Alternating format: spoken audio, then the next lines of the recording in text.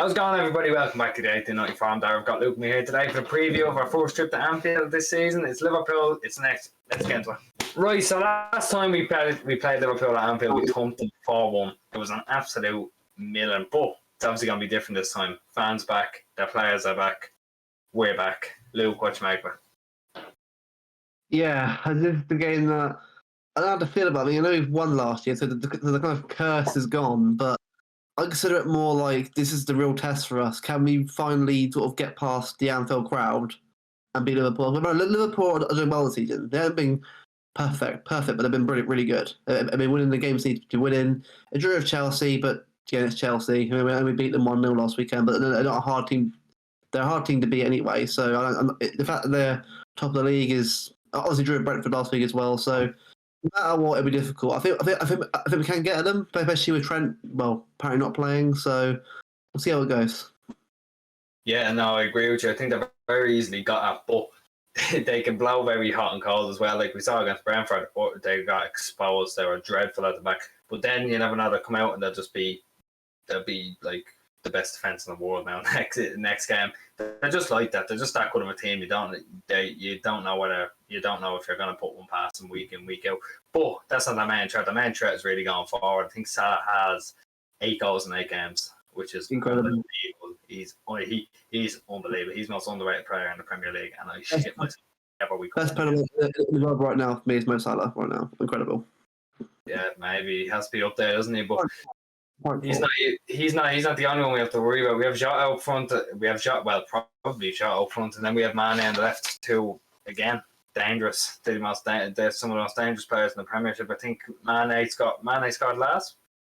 I think 3 or 4 anyway. European, yeah, he's getting his mojo back anyway. But getting into our team now, I think Pep earlier on he said that not Bernardo, Gundogan and Zinchenko both out, but everyone else is fit. So, we could be looking at we're looking at a pretty much full squad, and I don't see why we can't beat them again. I mean, like obviously the crowd is back, but I think we're just prepared. I think we'll have gotten over our mental block last season, and this season we putting it to test again. But I think we've got over our block, so we'll go right. We did it last season. Why not this season? So we mentioned our injury news. Liverpool have had a bit of a block in the row coming up to this. Trent Arnold, I think, is left out of the England squad because of his injury. He's out for this game and probably for the foreseeable. And also, Thiago's out. So that's 2 huge losses. I think they're both very vital, especially Trent, how they play football, wanting to get the long balls in behind and stuff. But they have the backup. I think I heard Klopp talking about how Nico Williams could play, how they could change system, how they could play James Milner. But Luke, what with their injury list, with our injury list, all the squads combined, what you making of it? Do you think we can come out with it? Yeah, I think we can. I think no matter what, Liverpool are going to have options on the bench anyway. Like it might have Curtis Jones starting the game, or might come on. He had a good game on I think Tuesday. We played Porto, got 3 assists. So they have options everywhere. So like us, I know we've got a bit more depth and quality.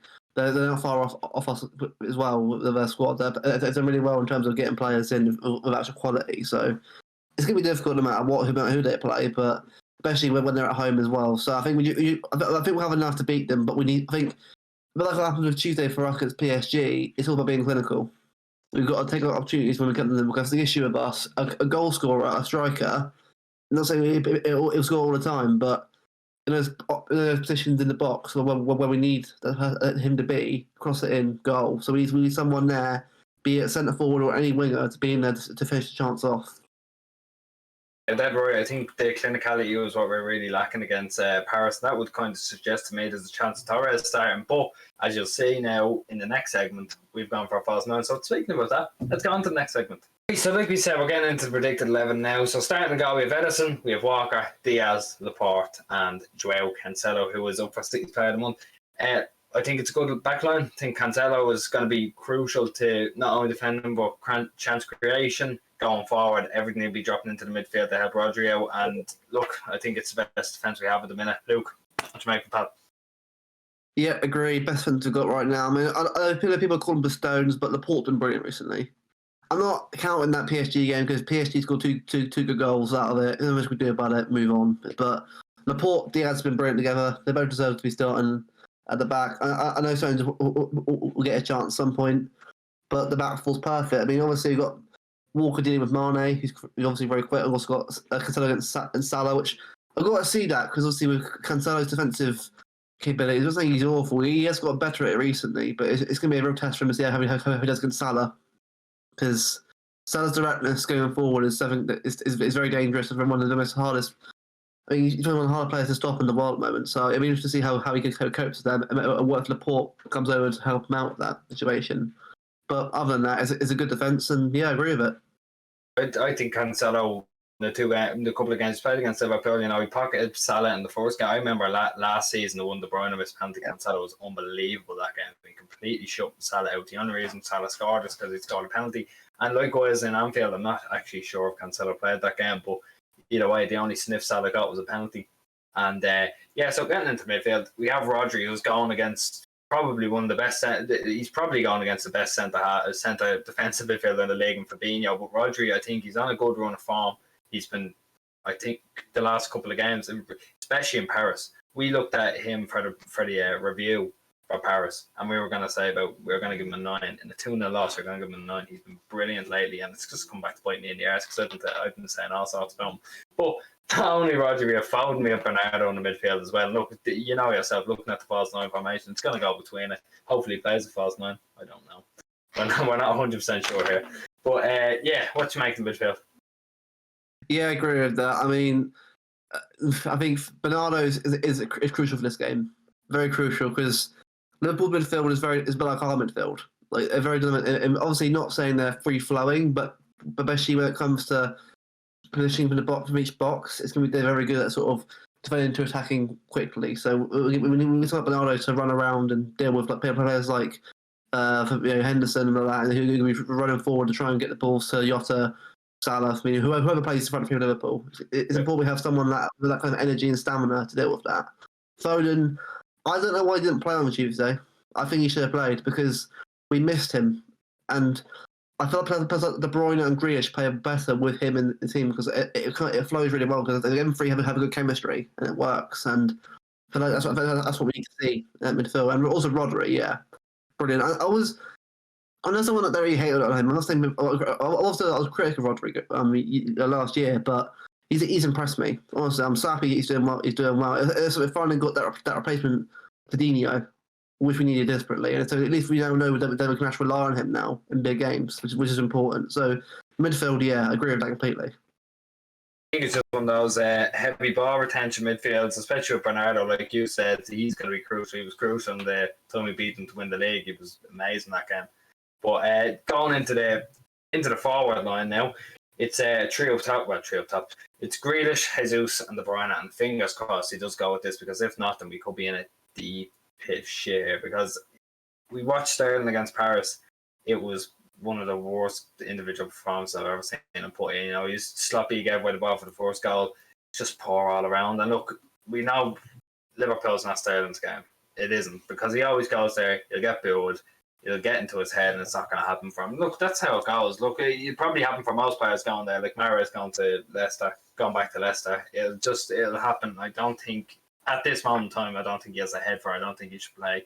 So I think Grealish, Jesus, and De Bruyne is just the perfect match of creativity. Because look, we were looking at Sky Sports had this up earlier about their average positions for the season, and they're playing a 4-4-2. They're playing a 4-4-2, 2 false nines. I think that's going to work perfect, especially with Grealish, who can use the left, use his right. Jesus has been using his right brilliantly this year.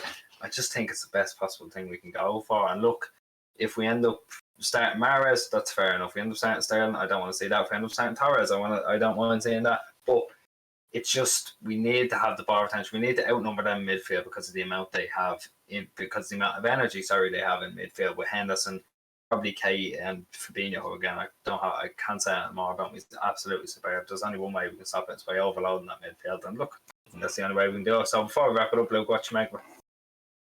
Yeah, I agree with that one. I think Grealish, it wasn't his best game against PSG. Well, he wasn't awful, but again, I thought he was very poor.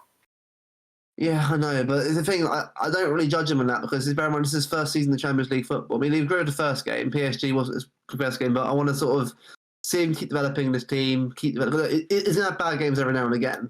the fact is that he picks himself up and goes again, which is the most important thing. And I hope he does that against Liverpool. And I know last time he beat Liverpool, I think it was they beat him. Was it 7-2 for Villa? I think it was last time we played them.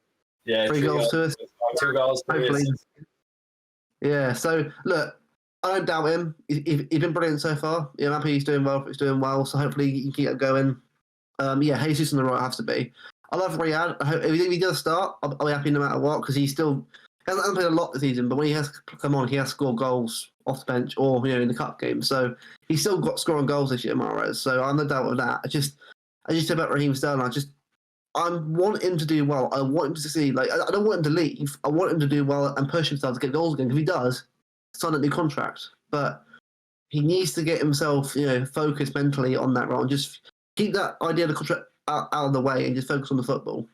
I think, because he's a brilliant player, Sterling. He's one of my favourite players, the club. I hope he succeeds. I hope if he does come off the bench and maybe gets a goal next one, brilliant. But yeah, it has to be De Bruyne at centre forward as well. De Bruyne is important no matter what. Yeah, he wasn't very good at PSG either. Probably should have got sent off against PSG.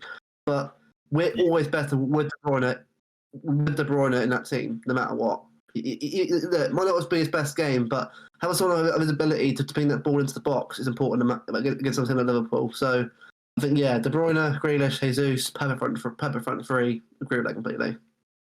Yeah, look, again, ball retention is going to have to be the main thing here because Liverpool, as much as good as they are, they're going to have to sit back a little bit. They do always sit back a little bit when they play against us. It'll be us on the front foot and then their blistering counter attack. It's just how nature goes, I suppose. But before we wrap this video up, Luke, score prediction. Oh, always a prediction. I'm gonna go 2-1 City. I wouldn't mind a draw. I know because even if we draw and like Chelsea win like 1-0 and that, it's not we're still within distance of everyone. So a draw wouldn't be a bad result. However, I'd love us to end this Anfield hoodoo with fans there. Probably answer the questions about it and put under it. I know we did it last year when we won 4-1, but with no fans there, it felt like the right time to end it then anyway. But I just hope this 2-1 win, maybe Jesus gets another goal. And I love De Bruyne just to hit absolute beauty past Alisson. That'd be amazing. Hopefully we can win 2-1, De Bruyne, Grealish, or anyone, just anyone score. Just someone scores some goals, I'm going to say. But 2-1, definitely 2-1 City. Yeah, look, I don't mind to. I don't mind just because it could be the biggest shithouse victory of all time. I'll take this victory. I'm going to go. See, I don't want to predict a draw because I never predict a draw. I'm going 1-0 City. We'll say it now, right? 1-0 City and Laporte goal. Ooh, I love that. Right, so on that note, we'll wrap it up, right? So let us know what you think down below. Give us your lineup, give us your score predictions, do whatever you want, share it around, like it, do whatever you can just to help us get to 400. And look, we'll see you for the watch along, we'll see you for the review. Nice one.